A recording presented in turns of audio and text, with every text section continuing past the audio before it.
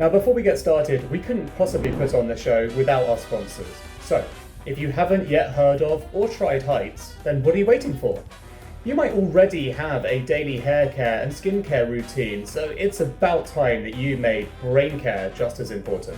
It's what most of our secret leaders now add to their daily lives, trusting Heights to look after their most important organ for long-term health and nearer-term mental performance, using a mix of plant-based omega-3s and key nutrients that science says our brains need to thrive, delivered through your letterbox every month. Listeners of this show can get £10 off a quarterly subscription with the code LEADERSHEIGHTS at yourheights.com. And I want to take a moment to let you know about the immense e-commerce marketing platform called Klaviyo. It's what I've been using at my own startup since we got going to get a full 360-degree view of my customer, and I've not looked back since. Plus the fact that 50,000 other e-commerce businesses use it to find out what their customers are doing so they can analyze and act on it to convert means that they're the perfect solution. Whether your scale is from your first million to your first billion, Klaviyo will set you up for success on that journey. So just visit klaviyo.com/secret leaders. That's klaviyo.com/secret leaders today to find out more. And if you're fed up of scrolling through jobs on LinkedIn, I think you're going to love Otter. They've handpicked the most exciting jobs at tech companies in London. Now, many of these fantastic companies are being featured on Secret Leaders already, and they've got job openings on Otter too. For example, Slack, Bulb, Go Cardless, and Deliveroo. So, Otter is building a place for smart, ambitious people to find their new career challenge. Just find out more at otter.com, that's OTTA.com, and find your new job there. Now to today's show. Hello, I'm Dan Murray-Serter, and this is Secret Leaders. We talk with the world's most influential business people, uncovering their highs, lows, and learnings, so you'll leave these shows inspired and armed with powerful ideas. I'm so excited to be sitting down today with Nicola Kilner, the co-founder and CEO of the massive beauty disruptor DECIEM. From the beginning, they weren't like any other cosmetic company. They acted more like a startup incubator, launching 10 brands in rapid succession.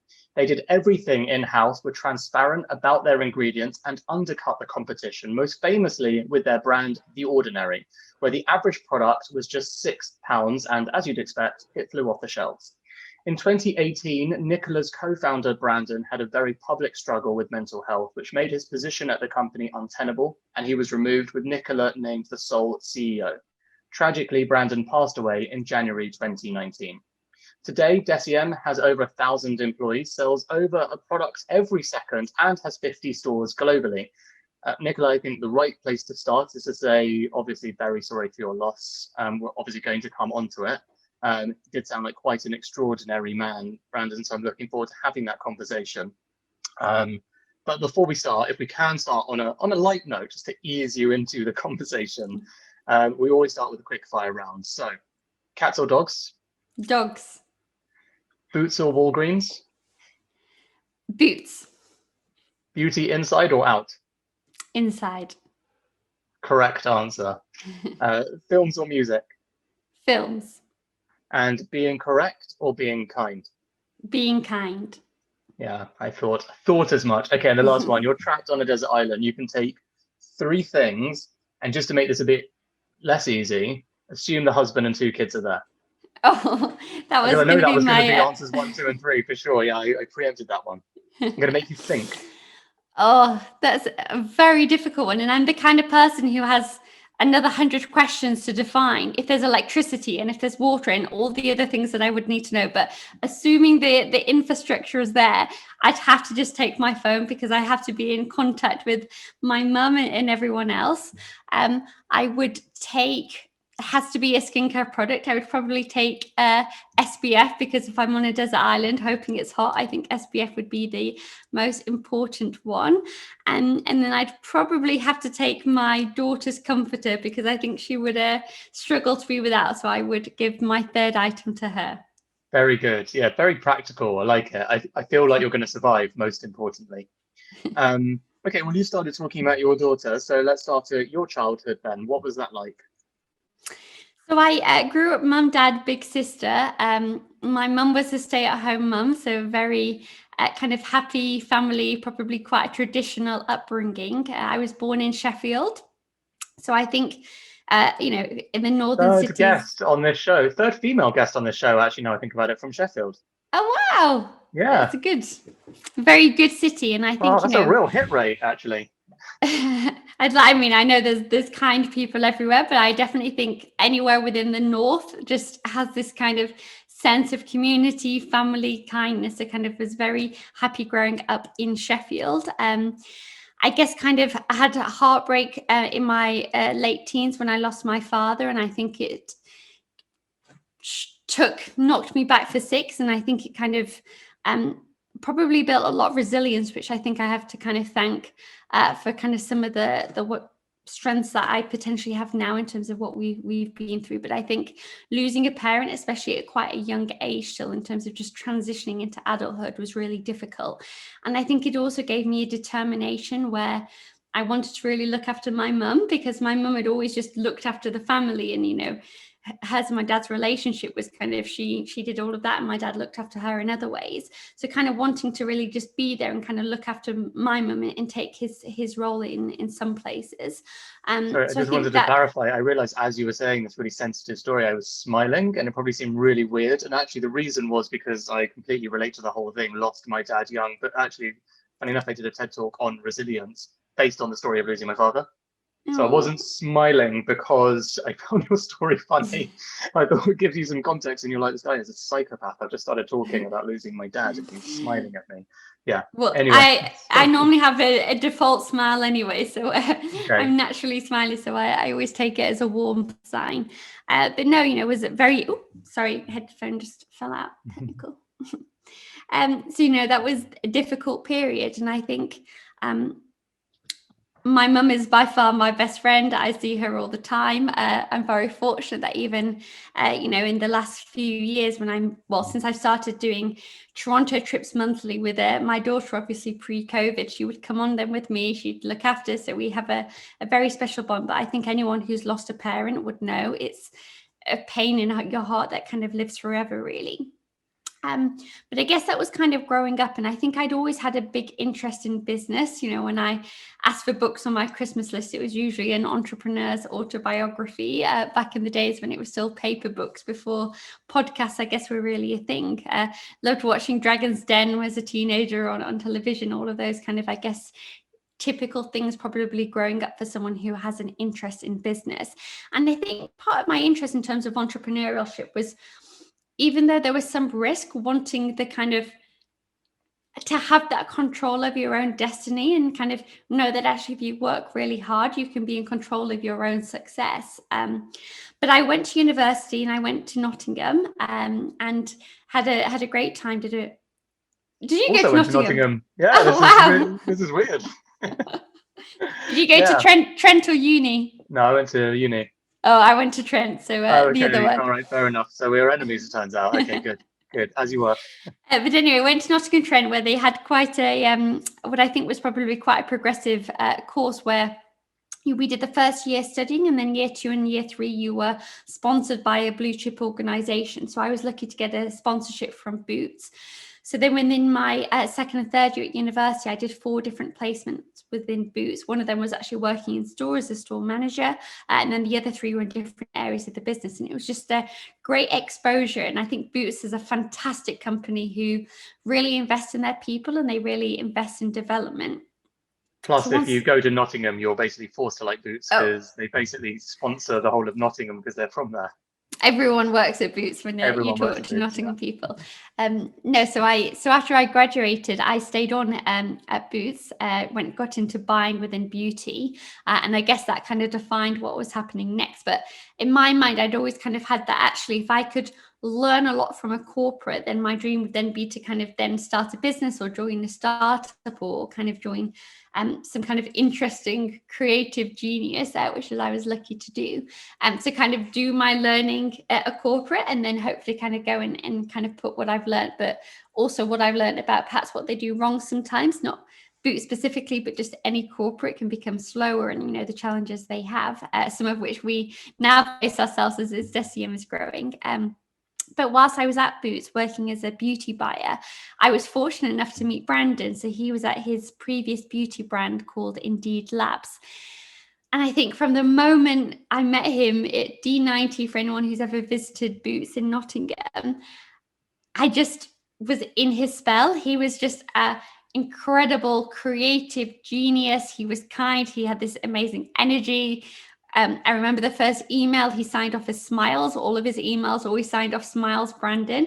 And you know, when you open your inbox and you kind of, and again, this was back when I started working at Boots. We only actually could access email whilst we were in the office. We didn't have it access externally. So it was actually back in the days where you would get there, log onto your laptop and open up an inbox of everything that had come in overnight. And because I used to work with a lot of brands which were international, there was always a lot of traffic that would come in overnight. And I would always go straight to Brandon's emails first because they were just the ones that would put a smile on my face. And so we did some amazing launches together, me working as a buyer and him at Indeed Labs. And I remember then the day when he left Indeed Labs almost being heartbroken, thinking, I don't want this man to be out of my life, because actually his passion, his energy, he was just kind of truly one of a kind person. And I think anyone who met him just kind of felt that positive energy from him. So then he left. And I guess that was at a similar time when I was kind of starting thinking about, actually, I'd like to kind of do something different.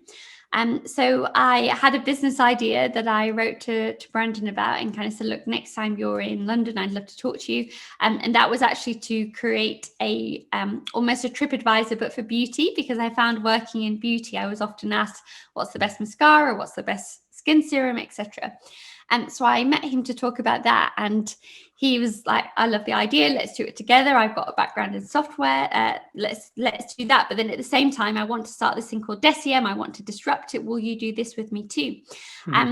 I decided instantly it would be the best decision of my life. And thankfully that proved to be right. So I left DECIEM then that year and then joined DECIEM, and we started working on Beauty Wise too. But I think that never actually got off the ground because DECIEM just shot through the roof. And, you know, I think from the moment kind of DECIEM was created, so DECIEM is from the Latin word for the number 10, and it was all about building 10 brands at once, which I know you referenced earlier. And the reason behind that thinking was because whenever you launch a new brand, it's so difficult to predict if it's going to have any success. You know, you can do consumer groups, you can get feedback. People will say, I love the packaging, I love the concept. You put it on the shelf and no one buys it. And it's just the reality of trying to predict what people want. And I know Brandon, having had previous beauty businesses, he really wanted to bring everything in-house. He wanted to do our own manufacturing. He wanted to do our own design, do our own PR and so on. And he said, well, if we build 10 brands, effectively each brand has to just pay for 10% of that person's salary or 10% of that resource. So actually we can be a lot more cost effective at launching brands to really see what's going to kind of work with consumers. And again, bringing production in-house, I mean, that was a huge investment to actually set up our own factory, get our own machinery without really knowing what quantities there might be or if any success was going to come our way. But again, it was this realization that I think for a lot of brands, stock can often create a lot of bad decision making, because again, you predict that actually we have product A, everyone's going to love this product, let's order 100,000 units, when actually everyone wants product B. So then you're stuck with loads of stock that people don't really want, whilst you don't have the stock of what everyone else wants, which means you then push the product that no one's really enjoying. And if you're pushing the wrong product, then people aren't going to enjoy it. And even if you sell it at a discount, you're not going to gain loyal customers. Whereas if you can kind of create to demand, you know, do small runs to begin with, you can actually follow what the audience want and almost kind of build a brand that's kind of focused around demand rather than having to push your supply because you've already made commitments. And also, again, you don't know at the time when, and back in the DECIEM early days of 2013, it was a Daily Mail article in the UK where if they spoke about your product, sales exploded. Whereas now it seems to be if a product goes viral on TikTok, that's what explodes sales. So pretty anyway, sure you still have that problem from the Daily Mail still today. Yeah. But I mean, the thing that I guess both scenarios have in common is that unpredictable. You don't know which product it's going to be. You don't know when it's going to land, but you know it's going to be a big success. And if you sell out and you don't have any product for another 6 months, if you're relying on a third-party manufacturer, it's so hard to kind of ever get that momentum back. So just bringing it in-house felt right. So the idea was to build 10 brands at once, and it's a good job we didn't stop at 10 because The Ordinary was our 11th brand to launch. So if we'd stopped at 10, we never would have had The Ordinary. We've launched a lot of brands that actually didn't truly work. So now at the moment we have 5 brands in the portfolio. So 6 brands we reduced down, some kind of merged into other brands, so we just put to rest. And we have concepts for more brands to come. So DECIEM will keep being this incubator. And I think what's great is now that we have this ecosystem, it is fairly efficient for us to create new brands. One of the challenges we've had in the last couple of years is because The Ordinary has just exploded, we haven't necessarily had the resource to be the incubator, but it's something that we definitely want to focus on again in the coming years. I feel like I've just spoken loads, by the way. You did, and I didn't want to interrupt you, but don't worry. Fortunately, as you mentioned, like, you know, my expectation of you, got to look radiant, beautiful, etc. Your expectation of me, got to be brainy, got to remember everything. Now, fortunately, I have, so I've got moments to go back and ask you questions, just tracking back from what you just said. Let's go back to the first question, listeners. So if you're a young entrepreneur and you're listening to this story, and you know, obviously hugely motivating, but the first question you're going to ask is, but you know, let's talk about this investment then, because you know, anyone that follows the entrepreneurial process knows all of the hurdles you have to get to. Like you just said, I mean, obviously myself starting up previously a technology company, this time physical supply chain, minimum order quantities, all of those things like you discussed. You know, cash is king. Like, these people do not get out of bed for any less than, and then even at the point where they do, you're still at the bottom of a very big food chain and they don't really care. So the first logical question is, what kind of investment are we talking? How did you go about getting the investment? What was that process like for you as someone who'd been on a, like, essentially boots grad scheme and then going out into the entrepreneurial world quite young? Do brands already have all these contacts? You know, just take us through that first part of the journey, because 100% that's the first question everyone's going to want to know. So the initial investment came from a very amazing man based from Vancouver, Pasquale, who had previously been an investor in something Brandon had done before Indeed Labs. So Brandon already had that relationship, and Pasquale already had the trust in Brandon. So I think it was probably a relatively easier ride than I think perhaps for other people out there, because again, this wasn't Brandon's first business, so he already had that track record, which meant it was easier to secure. So even though we had cash, again, like any startup, we didn't particularly have money to burn. And I think one of the areas which we very much was a conscious decision to save money on, and I actually think it created DECIEM as the company it is today, was that we couldn't afford to hire experienced people, because actually experience normally is higher salaries. So the idea was actually just hire people straight from college, but let's get kind of that energy, and actually let's kind of teach people, because actually maybe if we want to do things differently, how valuable is experience in some of the fields we're in today. So that was probably one of the areas where we had to make a conscious decision that actually, if people have got a good personality, let's bring them into the team. And we have had the most, you know, amazing creative director. I mean, even Prithvi, who's our chief scientific officer, who does every kind of product, he is behind Prithvi.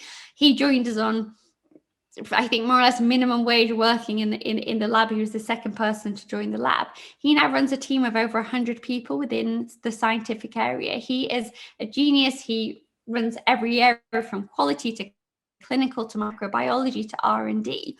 And I think it's just been amazing seeing these people really grow within the business. And, you know, as we've grown, we have had to bring in experience, particularly within, I guess, the more traditional fields of finance and operations, supply chain, but definitely from kind of the creative and the brand and partnerships, that side has always been kind of a somewhat inexperienced team who actually have just got this incredible passion and commitment and loyalty, new ideas of doing things differently. And I think it really played a role in our success.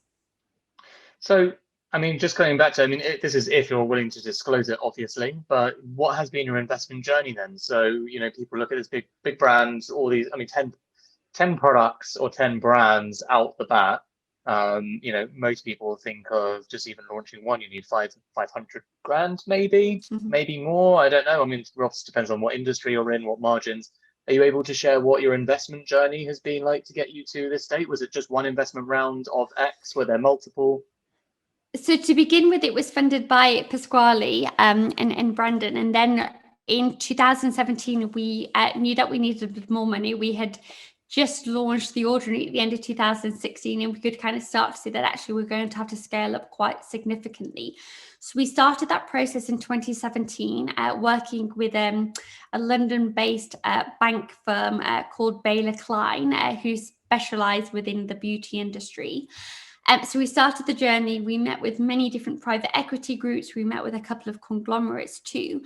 We got very close to signing with a private equity group when Estee Lauder companies came in at the very last minute. So our first meeting with them was in April when they flew to Toronto. They saw the facility. They had a kind of first meeting together. And I think there was just this mutual connection where, they actually are a very family company with Leonard there, William there. They very much believe in family values. And they believe obviously in the value of incubator and the value of brands. They probably are ultimately one of the best beauty brand companies in the world in terms of especially fit. This is almost word for word how Jo Malone described her experience with Estee Lauder as well. Funny enough. Well, they definitely blew us away. So they came to Toronto in April, and then we went to New York. We met with Leonard, who was just inspiring in every way. We met with Fabrizio. We had just this incredible energy, and I think from the very first meeting to the deal being signed was less than.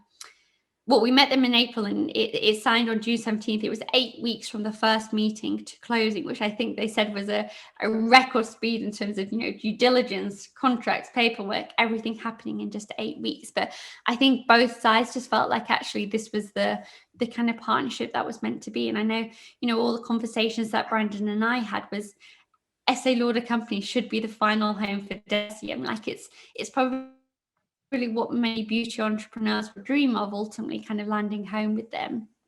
And again, I'm sure we'll get onto the hard times, but we couldn't have asked, I think, for a more supportive partner from day one to kind of where we are now. And I think they've always had so much, because they have so much respect for brands. They very much encourage us to kind of just keep doing what we're doing. They are a minority investor, so they're very hands off, but they're also at the end of the phone if we ever want to kind of ring for a contact or to kind of ask them something that we're not sure on. And does either Pascal or Estee Lauder mind you disclosing the amounts and then what you set out to do? So, for example, what was your seed round and what was the ambition for the seed round, and how do you think you did compared to the pitch? And then similarly, I suppose, Estee Lauder, same question. So we've never disclosed the amounts of investment, but when we did do the round where Lauder came in, it was interesting because our sales were kind of growing so significantly. I think we redid the forecast, I think 4 different times during the entire process, but even within the 8 weeks of Lauder, we kept readjusting the forecast because The Ordinary was just exploding. And I remember there was a conversation where it was kind of, look, we could probably increase the valuation because actually sales have grown so much in the last few weeks. And I know there was kind of Brandon was very much, we've met the perfect match. Let's not screw them over. Let's share this success. Like if we want to be a partner, let's not go to them now on the last, let's not go to them at the last minute to ask for more. Let's just kind of be happy we got what we wanted to go out with. It's been a really pleasant experience. Let's just kind of share the success together. Okay, so I think we've established we won't be talking about funding anymore necessarily. So I will move on. You'll be pleased to know. Again, what was it like to work with Brandon? So, and this is over the whole period, because I guess, you've got mixed experiences. There's highs, there's lows, and a lot of listeners have zero context. So it was incredible. It was also very high maintenance. And I think for anyone who's probably worked with a founder or worked in a startup environment, it often is very high pressured.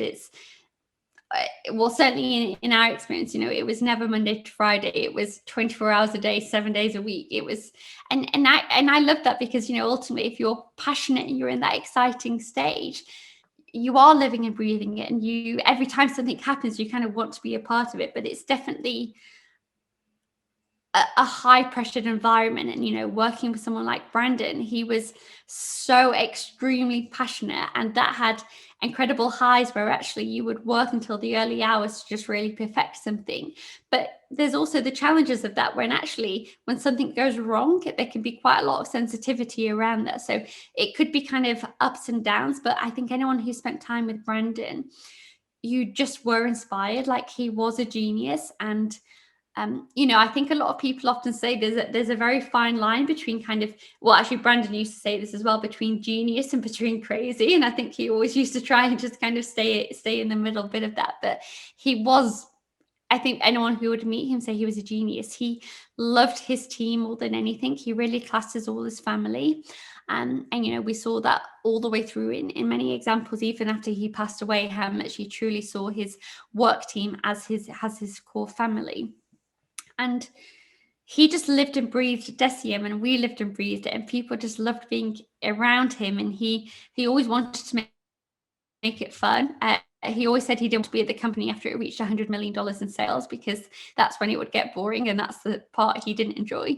And I think he always said it's a part where, because I guess I had the Boots background, I was definitely a lot more corporate than Brandon was. So he always used to joke that was my side, and his side was kind of the crazy stuff. And he'd go and start the next thing, and then I would kind of transfer, and we'd kind of work that way.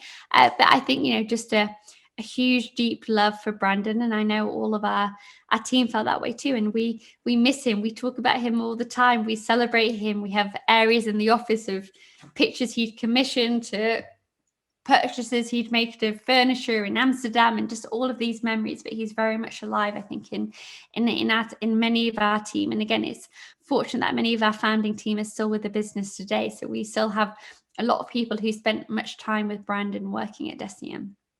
And what was it like? I mean, you talked, you launched in 2013. In 2017, you took this money from Estee Lauder. But 2018 was really the difficult year for you guys, right? So can you actually explain to listeners what it was like to be at DECIEM in 2018? Did you start to see a change in Brandon's behavior? And did his behavior, at times even have an impact on his colleagues and the way the company was operating? So 2018 was an extremely difficult year, and it somewhat happened overnight. There were a few things that started to happen towards the end of 2017 where, you start to just get an inkling that something's changing. And then we all went away for the holidays. And I had actually gone to New Zealand for Christmas. And then my plan, I'd got to Australia in that first week of January. I had all meetings planned. And I remember on January 1st, Brandon ringing me and telling me, you have to go straight to the airport, get the next flight to Toronto, cancel all your meetings. You just need to come here. And I remember just getting there and just having this overwhelming feeling of, wow, things have changed, and I don't necessarily think it's for good. And I think, it's one of the really hard balances. And I think, we've tried to learn a lot around about mental health since we went through 2018. And it's something I'd actually love to know further, this difficult balance, I think, between people who are who we'd call the geniuses and this kind of extreme creativity.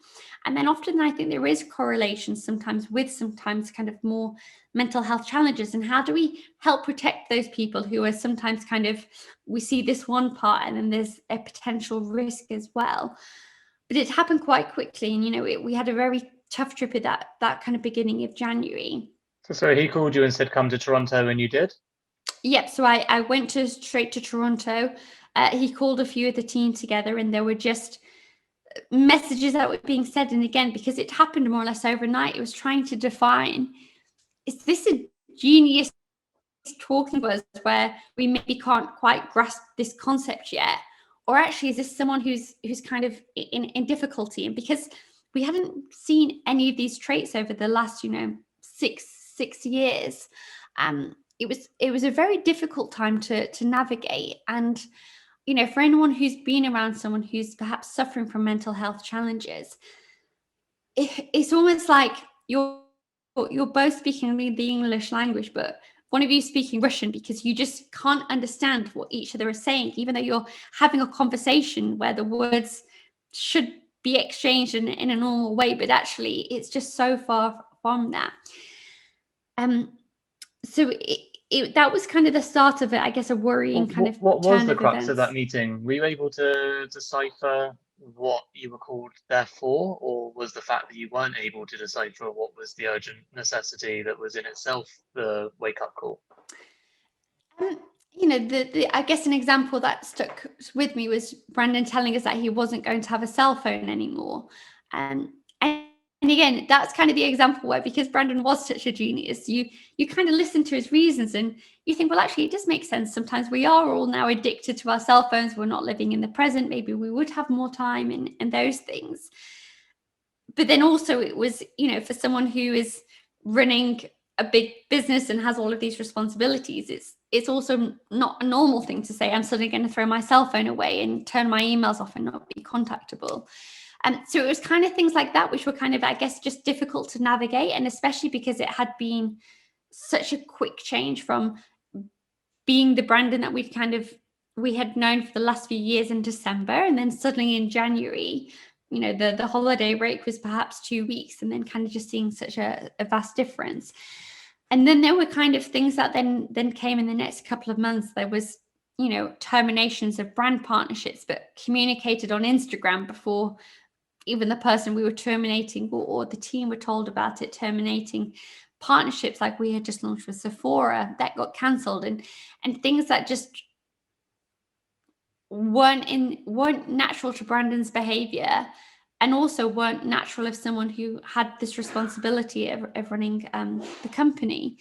And I guess, my exit from the company was then in February, and that was, after probably 5 weeks, I think, of this kind of erratic behavior, and me kind of chatting. I remember waiting for Brandon to kind of come to London so I could see him in person, and kind of just having that conversation around, like, what's happening, is everything okay? And again, for anyone who has been around someone who is suffering, you'll often know if you try to help that person, you're the first one pushed out.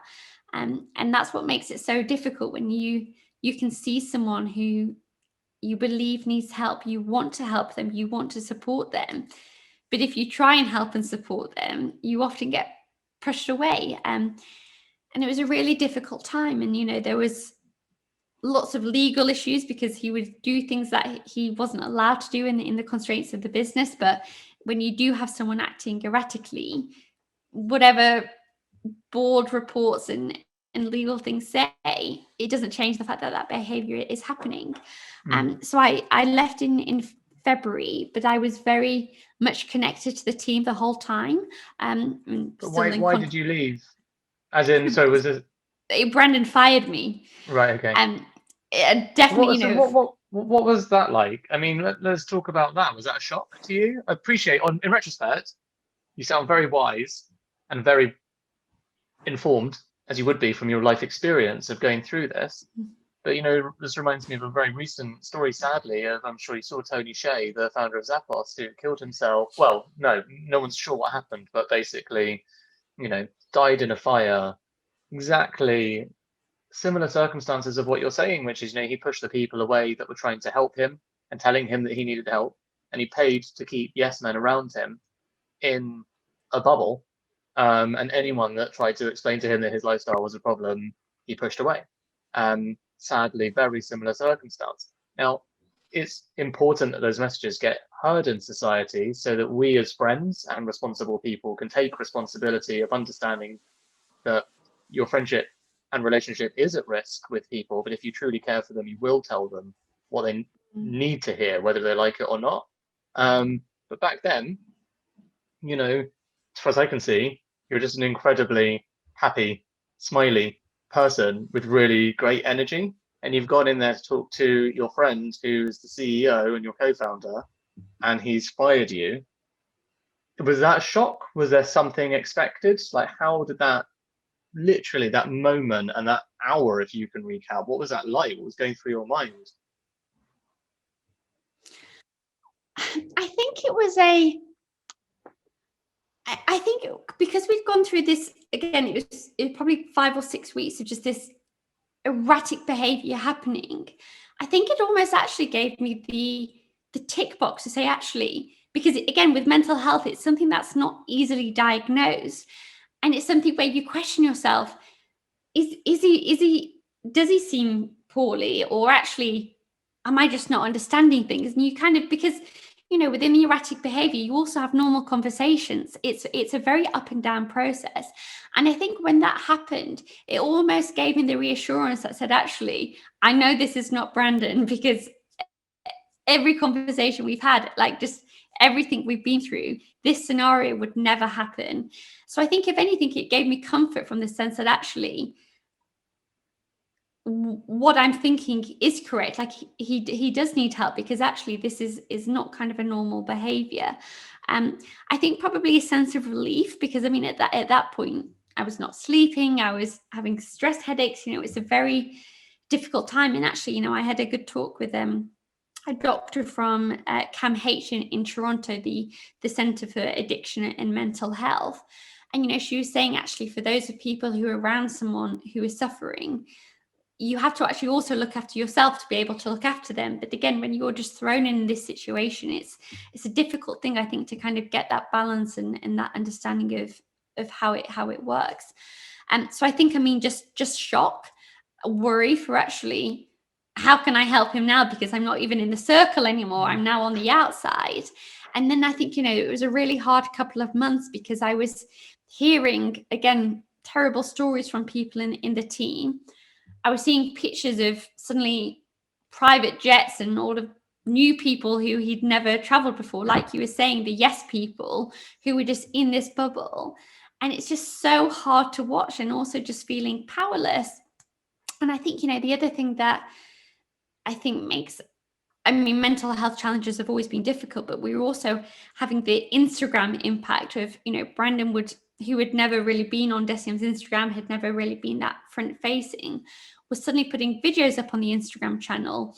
And again, we had a partnership with Dr. Esho, and he just terminated the contract with Dr. Esho on Instagram. And, watching all of these things unfold was really difficult. And again, then you read the comments and you have people saying, why is no one helping him? He's clearly, not very well. And again, you're reading that as like thinking, gosh, we're all desperate to help him. But and I say the world, because actually he got sectioned in different countries. And actually, I think part of the challenge is, the Canadian health authorities don't talk to the UK health authorities, who don't talk to the US health authorities. So someone, especially who has got the means and the funds to actually travel, especially by private means, they almost escape the system. And it's just so difficult to help someone you love. When they're suffering from mental health, if someone has cancer, you have a test, you get the diagnosis, there's a plan that's there that you can kind of take, whereas mental health is just such a difficult area to navigate through. Yeah, I mean, I can only imagine. And I think, didn't you mention that your one of your kids is 2? Yeah, so I left in February, and then we conceived her in the March. Oh wow.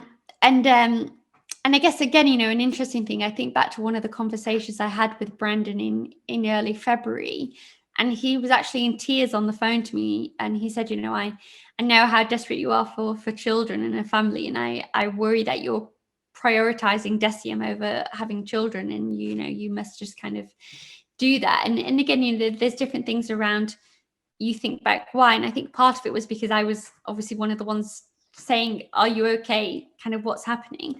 And I also think there was another element of, he truly had the kindest heart out of anyone you could hope to meet. And I think he did want me to kind of follow my dreams of having a baby. And I think, he was right. It's always a difficult challenge of when's the right time to start having a family, when you're still in a startup, fast growing, there's so much work to do. Yeah, in fairness, when you're fired is a great time.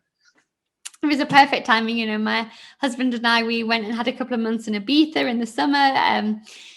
So, we kind of made the most of our time together. And then, Brandon, he'd been in touch through the whole period. But I think it was in June when I was still in Ibiza when, he was ringing me in tears saying, please come back, please help me. And, I felt like he'd recognized that.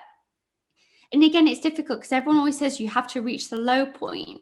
And I feel like he had reached that point where actually he kind of wanted to relook at things and kind of get things moving in the right way again. And again, Brandon and I, it wasn't just a work relationship. We called ourselves family, and you're the family you pick, and the bonds were there. And if someone you love needs you go back without kind of questioning it. So I, as soon as I got back from Ibiza, I kind of went back in the beginning of July. And I think it was clear from kind of the moment I went back. 6 months pregnant. Yes. So yeah, I went back, and it just became apparent that actually things were probably worse than ever. And again, the team had kept me updated on a few things, but I think until you're experiencing it firsthand, it's hard to, I think, sometimes really digest how bad things had got and how quickly it was really escalating. And had he been contacting you since March to 6 months into September? Yes. So from when I left in February, there was kind of communication. Some of it was, again, I did a lot of reading during the time, and I think the term was word salad, where kind of you would get an email and actually none of it really made sense. So there was quite a lot of that happening. But again, you'd also have moments of love in there, and him sharing his deep love and how sorry he was, and he wanted things to get back to the way they were. So then when I went back in July, it then became clear that actually things weren't going to get better. So then it was trying to get that difficult balance between working with the team on the business, because at this point Sephora had been terminated, brand partners had been terminated. There were kind of various business things that wouldn't make sense that were happening. So trying to kind of get control on some of those areas, but then at the same time trying to help the person that I loved get the help that they needed. And again, there were lots of highs and lows in that period. And I think, it kind of reached the crux at the beginning of October when I was 7 months pregnant, when he shut the whole company down. And he said, the DECIEM was shutting down. There was accusations flying around. And, at that point, and again, we can maybe talk a little bit, but I think, in terms of Estée Lauder companies, Pasquale, the investors and the board members, they had been so supportive through the whole process. And again, it's always trying to find that fine line of, ultimately you can't help someone who doesn't want help. The systems just aren't set up in that way. So everyone was desperate to help him, but you don't know the way it does. And everyone keeps saying, that person's just got to reach the low point. But I think when it got to October and the company was shut down, suddenly there's 1,000 livelihoods whose jobs all rely on DECIEM. And, you think, okay, well, maybe this is the low point. Let's try and do what we can to kind of save DECIEM. And maybe Brandon actually needs some time away from DECIEM. And maybe that will be the low point so he can kind of get the help he needs. So that's when, Brandon was removed. And I think I had about 2 weeks left that I could fly before the kind of no-fly part of pregnancy comes on. So I went straight to Toronto, kind of met with the team. And one of the things I did, so Stephen Kaplan, who was our CFO in 2017, he left again in 2018 with all of the difficulties that was happening. But I knew he was needed for the business because as much as, the creativity and all of that side kind of lived with Brandon and kind of what I worked on, Stephen, we needed a very good finance and operational person to just help the scale of the business that I had grown. So I met with Stephen whilst I was in Toronto, and he agreed to come back, and he's really been everything you could hope for in terms of kind of scale up the business. And I know Brandon had a huge respect for him too. So it was also nice bringing someone back who I knew Brandon, the Brandon that we kind of remembered pre-2018 would have always said, he's the one that will help us get to the scale that we want to achieve. And before we get to, what happened from that moment of 2018, 2 questions.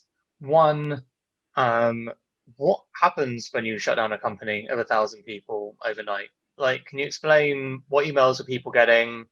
What literally happens? Is it turmoil? Do people take it seriously? Do they not? How long is that business operation? Are contracts suddenly being terminated that you have to reactivate? Sorry for getting technical. I just have never heard of it. And, you've obviously got money in the bank as well. So it's just not a normal, appreciate abnormal beauty company at its finest. But, let's speak about this abnormality. Well, I think by that point, the erratic behavior had been so public on the Instagram channel, on kind of emails with various people involved, that I think, there was a sense of when, and again, this was communicated on Instagram, I think there was a sense of everyone was worried about Brandon, and everyone kind of knew actually the company can't just shut down. Like, this is just not the way that business can work. And we had a strong team of leaders in Toronto who kept going in. They kept the doors open. I think we gave we shut kind of production and stuff for a day, but then quite quickly we gave everyone the confidence, because again, everyone's in this fear zone of, if I go in, will I get terminated? Because again, terminations were kind of flying around in 2018, not in a very pleasant way. And so I think, there was a lot of fear within the company. And I think, again, Steve and myself, a few other people, it was kind of trying to just kind of calm people that actually we're going to get through this. And yeah, and, I think we had a couple of legal things, because I think when the stores were threatened to close, obviously with landlords, there's quite strict points in the leases that you can't shut retail, I think, other than Christmas Day. So yeah, we had a few, but I think because it was resolved quite quickly, and I think because the behavior had been so public, I think there was probably quite a bit of patience from different stakeholders involved, and ultimately with the team, I think it was just a great sadness, and just a worry for someone that everyone loved, of actually, even for someone who didn't know Brandon, we're all humans. It's not nice to watch anyone suffer, and also just, I think everyone, including our audience and our customers, everyone just felt so helpless. And obviously, what people do in their private life is generally, up to them, from the CEO downwards, and you guys, have kindness as a, seeming value for sure. So, what did you do personally, and what were the team reactions when there were reports about him doing drugs openly in the office? Like I say, what you do privately at home, you're cool, but in the office, totally different vibe. Like, what happens in that kind of situation? And how do you even approach the conversation in the first place with someone that won't engage in the concept of it being irrational behavior? And again, I think that was the hard point in that time period, is trying to get that balance between, can you look after someone more if you're there, or do you challenge the behavior and know you're kind of instantly out? So it was kind of trying to get this fine balance of actually trying to kind of stay within DECIEM, because that was the way I felt I could help the team the most, because when I was kind of out, it was difficult because there's even less you can do when you're out, but also at the same time trying to kind of help that person who is there. And I think, the drug abuse, I think it was, Brandon would share his kind of views on it, and, in the press and further, more so than him actually doing, I think, things in front of colleagues. I think that kind of got taken slightly out of context along the way of what was reported. But, it was a difficult time. And again, I think everyone was trying to find this balance of, ultimately, DECIEM was Brandon's legacy. It was his child. And, even when he was removed in October, it was a temporary order. And everyone had this sense of, look, it's temporary. He's going to come back. Let's keep DECIEM going so that when Brandon can get the help he needs and get back to, the better, I don't know what the right word is, but the pre-2018 Brandon, DECIEM, his baby's there. He can come back. He can get all the creativity again. And so I think it was always just trying to get the balance between kind of keeping DECIEM going and trying to kind of be there for Brandon, because again, a lot of us were getting independent advice, and people tell you all the time, you just have to wait for the person to want help. And it's an area that I really want to explore more. And I know you yourself have kind of interest in mental health. because it's just such a difficult situation to be in. You know, someone's saying you just have to wait for them to reach rock bottom. And what if they never do? Or, you know, in Brandon's case, ultimately it ended in the worst possible way. Well, exactly. And it's really like calling the bottom, just like in the markets, you know, calling the bottom is impossible. No one has a good hit rate on that. Well, what did happen then from the moment of you flown to Toronto? You mentioned you brought him back. So was this the period where you guys were co-CEOs, so steering the ship together? So when I was co-CEO from the beginning. When I came back in October, then I was sole CEO. Stephen came back as COO, Chief Operating Officer, and you know he was kind of helping to scale because just the volume. And again, you know, it was difficult because I think, you know, The Ordinary had just launched, but then also we were getting so much press coverage about what was happening. And, you know, it's sad to say, but actually it was probably driving our sales even higher because we suddenly were even more in the public eye than we perhaps were before. So Stephen really took control of scaling up the business, sorting the infrastructure. You know, there was various things that we'd almost fallen a year behind because it was so difficult to get things progressing in some areas during the difficult times. I focused a lot more on the people. So there were various people that again had left in 2018 who were founding team members, who were Brandon's closest friends and you know what he would see as his family, and who were core to DECIEM. And bringing back those people was very important. But again, you know, people were hurt. There was a very difficult, sensitive year for so many of the team. So I think kind of trying to give them the confidence of, look, let's come back. Hopefully Brandon's going to be back with us when he's better. Let's look after it for him. Let's continue this legacy we've all dedicated and sacrificed so much to get DECIEM to where it is.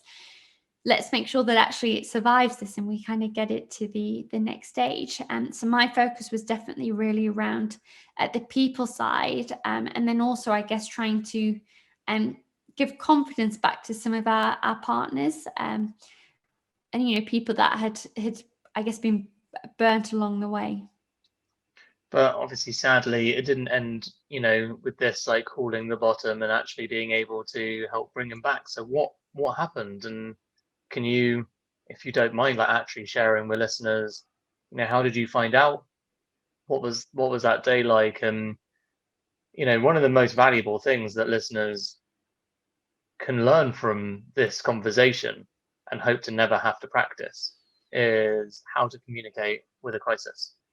Because communication in a company is already difficult when times are good, but in a crisis, you know, the strength you must have found to do it, and I would just be really, I'd personally find it valuable, and I know that other listeners would. So if you don't mind, sorry to make you recount such a horrible memory, but it's just so valuable to people. So it was a Monday morning, and Dion had received a press inquiry from a journalist in Canada who said that they had heard a report that Brandon had passed away, and could we confirm if it was true? And we hadn't heard anything about this. So I rang Stephen and said, and you know, I was very much thinking, surely this is nothing we'd have heard. So I said to Stephen, "Oh, Dion's got this inquiry. Do you think you can just find somehow if there's any truth to it?" So Stephen said, on the way to the office, I'll go via Toronto police station and just kind of ask. And then when he got to the police station and they confirmed that he had passed away on the day before, on the Sunday morning. And I remember Stephen ringing me, and I was actually breastfeeding my daughter at the time. And I just remember that shock of, it can't be true. And even though, you know, someone's been spiraling out of control for a year now, it'd been 12 months. You still just don't expect it to happen. You don't expect it to suddenly end. And then I think just realizing, you know, does his partner know, who knows about this, and actually if the press have already got hold of it, that means it's suddenly going to be in the news. And you know how sadly bad news always seems to spread quicker than good news. So, you know, quickly we said, look, we have to tell the people who he was closest to. So, between Stephen and I, we identified probably a group of about 10 people who I think he would have classed as his family. And we rung each of those so that they could kind of hear from us what happened. And then quite quickly then had to get a note out to the whole team, because by that point, the news had started to spread. Journalists were contacting employees on LinkedIn, on Instagram. And so I sent a note to the whole team. Not the kind of thing you want to do on email, but equally, it's probably the most efficient way of getting a communication out. 1,000 employees, you had no choice. Indeed. And we told everyone that it was their choice. Go home, stay and hug each other, but clearly there's no expectation for anyone to do work. We just need to just digest this news, and when we're ready, heal. Obviously, I had a 3-week-old baby at that point, so I was at home. And again, I think that was one of the hard points around wanting to kind of be with everyone in Toronto. I was at home in the UK, and just figuring out what's next. What does this mean? And just kind of, and I think, again, for anyone who's been around someone with mental health challenges, and especially when it ends with a death, it's you just have so many what ifs, like, could we have done something different? And again, it's part of the process where we've spoken to multiple different people, because I think we're still trying to learn. I don't believe it's all good enough when people say you just have to wait until they're ready to accept help, because in our case, he never accepted help. He got sectioned, I think it was 3 times in the UK, twice in Canada, twice in New York. And then each time he would seemingly be better within a week and be discharged again, because they would say, well, he's not at harm to himself, because he wasn't someone who, he didn't give an impression he was going to ever hurt himself. But they didn't see the harm. He'd built this business of over 1,000 employees that he was hurting. Like, he was hurting himself in other ways, even if it wasn't physically, but it didn't kind of fit the criteria of, I guess, what they would class as needing help. So I think, for the rest of my life, it's an area that I want to learn more about, because I just don't think that, I think humans want to help, but we don't have the systems in place. And again, I know it's a very fine balance with human rights, in terms of at what point does the control of someone else pass over to someone else. And especially, when it's so hard, I think, to sometimes self-diagnose and self-reflect that you might be struggling with brain health.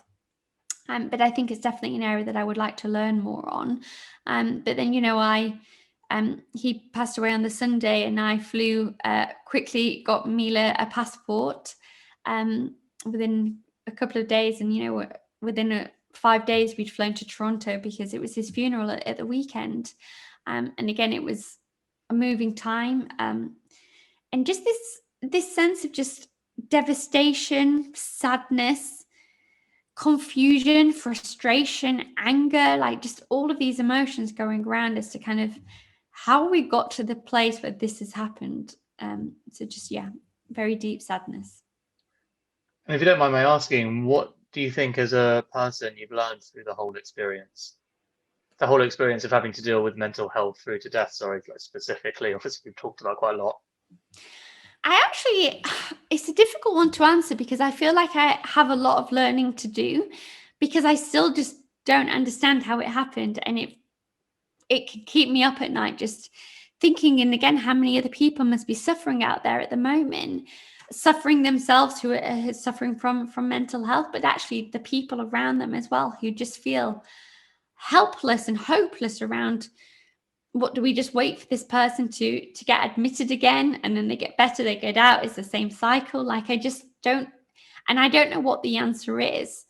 I don't think any of us know what the answer is, but I just think it's an area that's really misunderstood. I could say there's things around myself I've learned in terms of, again, probably talking about the resilience and kind of kindness. For me was a thing where, because 2018 was such an unkind year to our team, because again, not intentionally, Brandon had the best heart in the world, but he wasn't of the Brandon that we kind of knew. So actually, it was a hard time, and there was a lot of hurtful actions and words that were said to the team. Again, people in fear because of this irrational behavior. So I said, look, if there's anything we have to do at DECIEM, it has to all be about kindness, because these people have, and not everyone stayed. People chose to leave because it wasn't a very pleasant place to really be in 2018. But, the people that have stayed with us, they have shown such loyalty, such love, such commitment.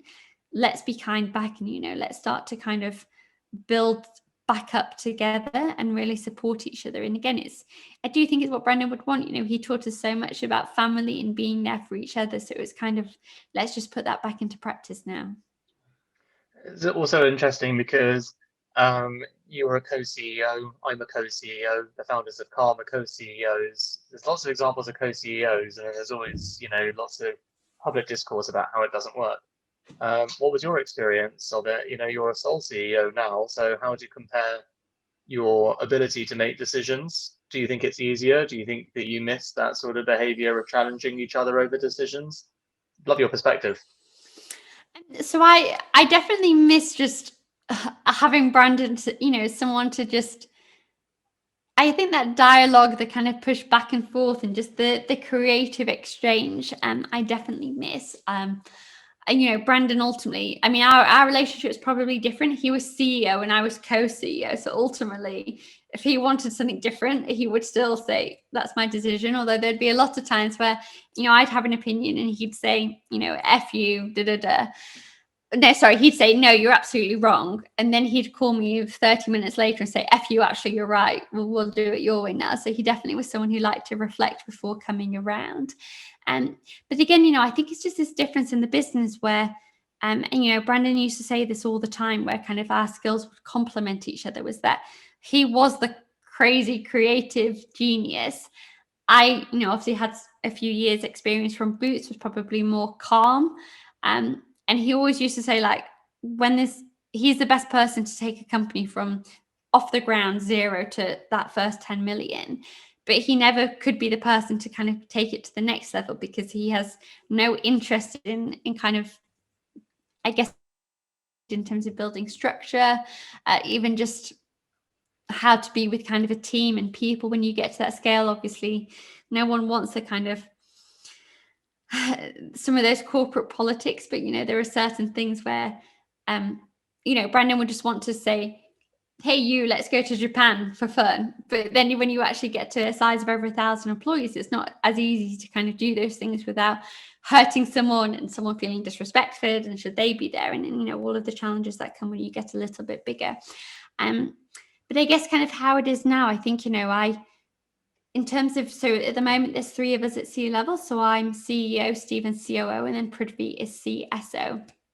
But I really see us as 3 equals, because, it's interesting being a CEO. I often say if the job came up as a CEO at a company with, we have 1,100, well, about 2,000 employees, actually, including different agency workers we have, we'll be close to about $500 million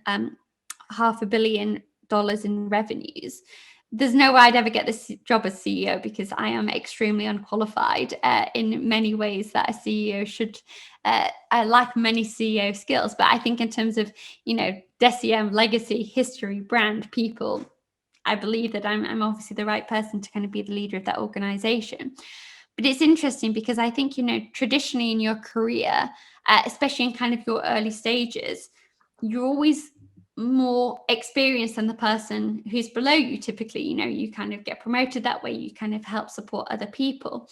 So it's a strange position then to be in, where actually everyone who reports into you, even that level, at the VP level and the director level, are actually far more knowledgeable, experienced experts in their fields than I could ever be.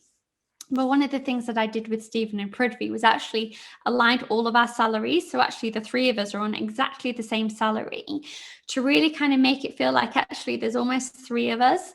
And I think, ultimately owns the decisions that sit within the scientific department. And I would want him to overrule me on a decision about the science at DECIEM, because that's his field, not mine. And I trust, just as Brandon trusted him, that he is the expert.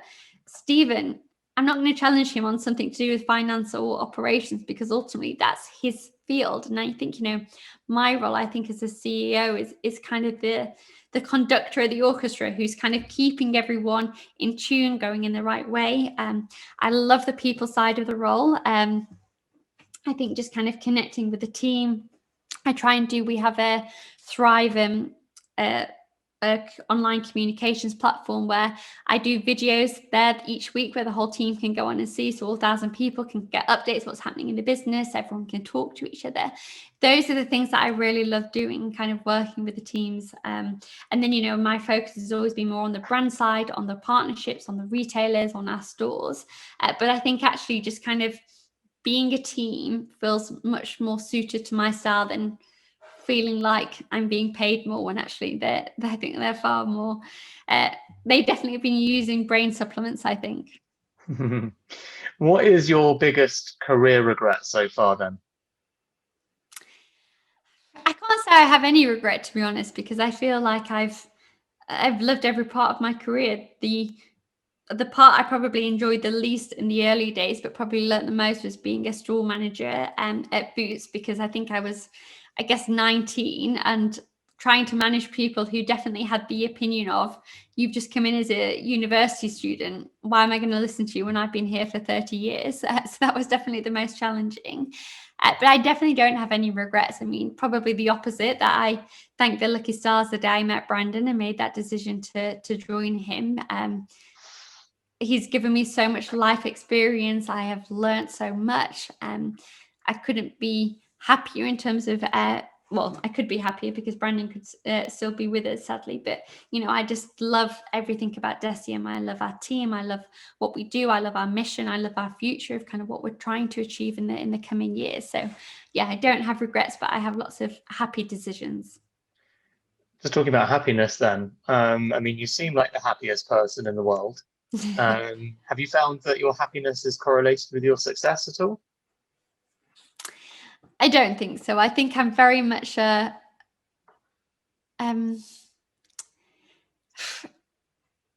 see, in the early years of DECIEM, people see the success of DECIEM now, but The Ordinary, as I said, it was our 11th brand to launch. And that didn't come till the end of... that? So we launched The Ordinary at the end of 2016. Right. So it was 3.5 years. We launched our first product, Inhibitive, in April 2013. So actually we had 3.5 years of very hard work and some success, but nothing like the success that we experienced since The Ordinary. But they were amazing days. We were happy, we had fun, we would laugh at disasters. So I definitely think I'd be the kind of person who would find positivity in kind of most situations. You never know when, and again, maybe this is something from kind of losing my father fairly young, but I truly believe you never know when life's going to end. So you have to just find happiness in what you're doing. And again, it probably sounds a predictable answer, but I think having just family, like spending time with my 2 children, my husband, my mum, just like, that's what brings me happiness, I think, more than success. Yeah, so, I think really important message, though, for founders and CEOs and just leaders more broadly who can really lose sight. I've certainly done it myself plenty of times, lose sight of the importance of your work compared to the importance of having a life. And there is more to life than just your work, especially in 2020, how difficult it is to create those boundaries and remember that there's more to work. There's partnerships, there's relationships, there's family, there's relaxing, there's resting, there's watching Netflix. Like, all of those things are absolutely part of enjoying life. So I think that's really important. I'm really glad that you shared that. What do you wish? Sorry, please go on. I was about to ask, what do you wish comes out of this genie in a bottle? No, I wasn't going to say that. Well, I was going to say a couple of things, actually. One thing, so on The Ordinary, what many people don't know was we actually launched it to make a marketing point. We never launched it thinking it was going to be a commercial success, but we got so frustrated about seeing our products next to other products where we knew they were an okay product, but actually it was being positioned as some new miracle serum, when actually they were using an ingredient that had been around for so long. So The Ordinary, actually, we said, let's launch this to prove how good our other products are. Because if people say, well, look, they're selling vitamin C for £6, surely their NIOD serum at £38 is so much better. But so I think one thing is you can just never predict what customers are going to go for. So actually, if you can just enjoy the journey, you're going to probably come up with more ideas anyway. And I think following the tangents is so important. You know, at DECIEM, we never really had a business plan. When we took the investment, we had to suddenly create an Excel sheet that predicted all of this growth by doors, and I don't think anyone looked at it again after the money came in. So I think that was kind of a big way of running DECIEM.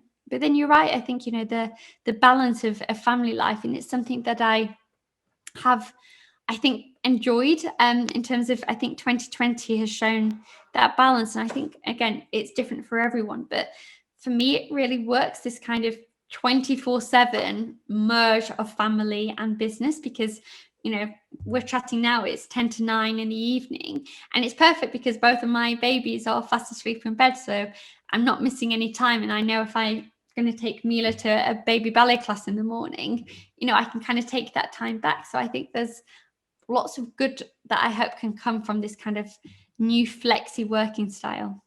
I completely agree, and that's exactly how we operate Heights, which is outcome focused. So as long as you're there for the important meetings, you've got your job to be done, and you're an adult. So absolutely go spend time with your family, spend time off, rest, everything in between, and it's so important. I was going to ask you, what is a great interview question that you wish you'd been asked that I haven't yet, and that other people haven't asked you? Something interesting that you wish you could share with the world, but all interviewers are so dull that they don't actually give you the chance to ask. Oh, that's a hard one. You don't have to have an answer. Let me think on it if anything comes to mind. Absolutely. But I can't think of anything at the moment. Fair enough. What is the most useful bit of feedback that you've ever received about yourself? Well, actually, the better question, what's the most hurtful piece of feedback you've ever heard about yourself, and what did you do as a leader to absorb it and develop yourself from it?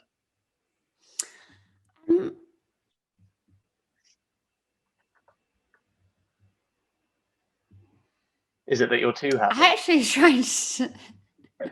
I actually don't think. I'm trying to think. I actually don't think I've ever really had too much hurtful feedback.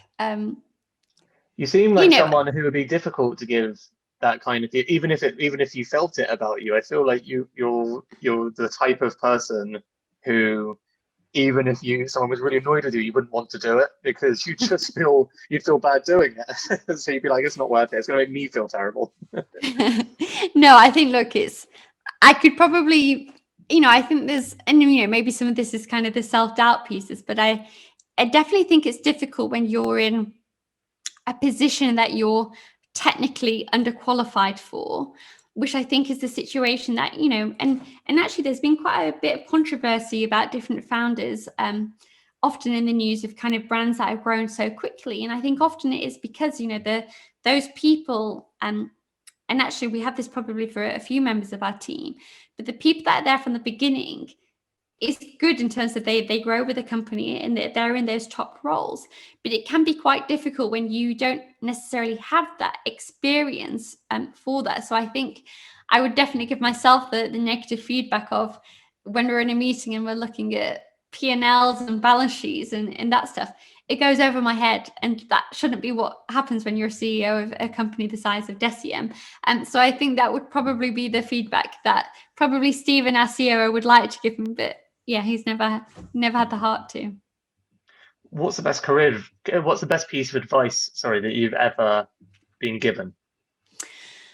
Well, so I remember Brandon telling me you can catch more bees with honey than vinegar. And again, I think it was, there was that. And then there was also, I remember when I worked at Boots and we did this negotiation course, which was this clock face. And it was talking about, you know, are you kind of the penny pincher or do you kind of work in collaboration? And I think because I just genuinely, and I know it sounds probably a cheesy thing to say, but I really do believe in kindness. We're all humans. We're all on this earth together. Let's just try and get on and kind of do the best by each other. And that was quite difficult when that felt like my natural kind of state of being. And then, you know, suddenly working in a buying position at a company like Boots, you're kind of like, actually, can I be that way? And actually, the role was created for me because I kind of expressed this interest. So it was a new role that was created to partner with brands, which was exactly what I wanted. And, it's great because obviously Brandon was one of the first brands that I got to work with. But actually, how do we create this win-win scenario where actually we're both achieving our best? So I think that kind of advice of, look, kindness is a good way. And I think, again, not that I'm particularly old, but even just the 10 years or so in my career, I think just seeing that change of kindness is now actually, I think, seen as it's a strength, not a weakness. And actually we can do great things by just being kind to each other, I think is a good way to go.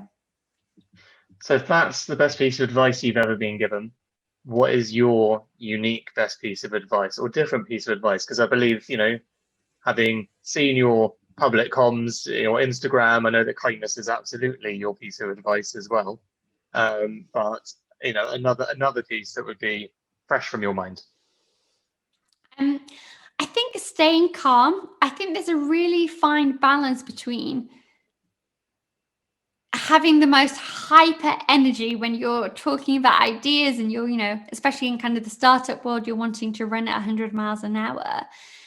But also in the back of your mind, just retaining this calmness of, and again, it depends what industry you work in, but especially for us working in beauty, it's beauty products. We can make people feel great. We can give people the confidence, and beauty won't change the world, but perhaps someone's confidence will make them change the world.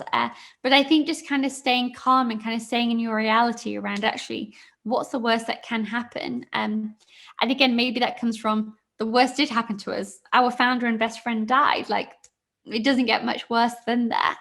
So I think, you just know that actually you can get through anything else that the world or the industry is going to throw at us.